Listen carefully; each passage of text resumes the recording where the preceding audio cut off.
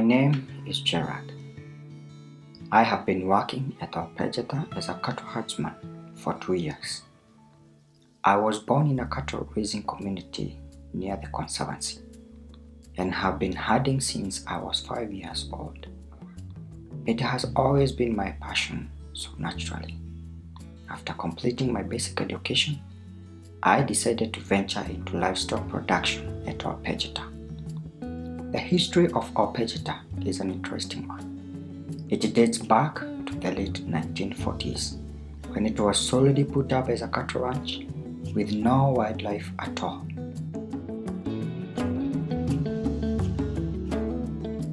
Later in the years, human-wildlife conflict in the northern regions made wild animals cross through Ol Pejeta, trying to fight their way to Mount Kenya and Aberdares, and at the same time, many settled on Ol Pejeta's land. This meant that there was an abundance of wildlife, and some seemed to destroy the then existing infrastructure like fences, leading to the current expansive conservancy.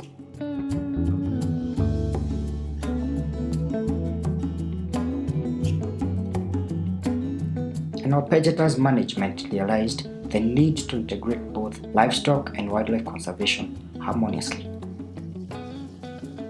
Naturally, cattle attract predators, especially the lions, which contribute to about 1% cattle mortality each year.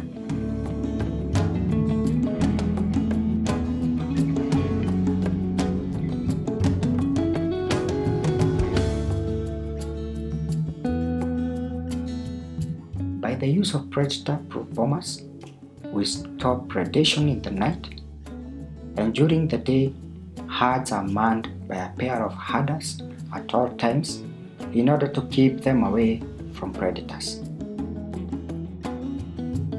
In past decades, people have been known to remove cattle completely from their land to pave way for wildlife conservation without knowing the dangers associated with poorly managed rangelands. Naturally growing pasture will require exposure to animal impact through grazing, trampling, and ideal land will always require trampling to open up for water penetration, aeration, and improved water and mineral cycles. By good grazing management systems that can be regularly shifted within the rangeland, we achieve positive animal impact by creating nutrient-rich spots that are left over time by changing the location of the bombers. These are what we call hotspots. By creating these hotspots, we achieve fertile rangeland areas with enhanced life in them, which have more nutritious grass species, thriving and more preferable food sources for livestock and wildlife.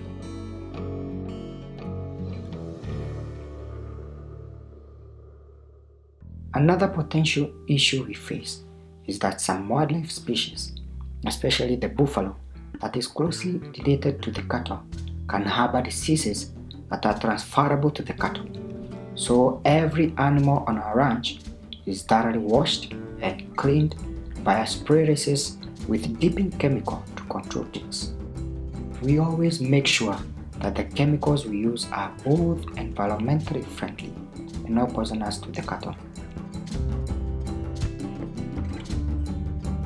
Although we face difficulties as a result of integrating wildlife and livestock, it is by far the best tool to manage the rangeland, at least making the livestock sector a supplementary income earner to wildlife tourism through the sale of prime beef and genetics raised on natural pasture.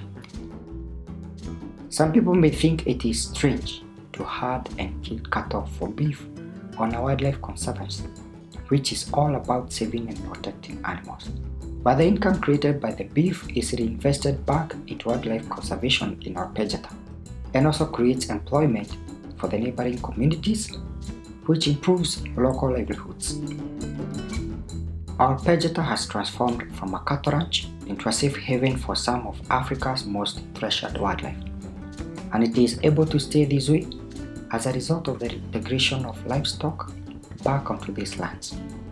The fact that this is the case makes it easy for me to wake up every day knowing I am doing something positive for the ecosystem of the beautiful conservancy I live on.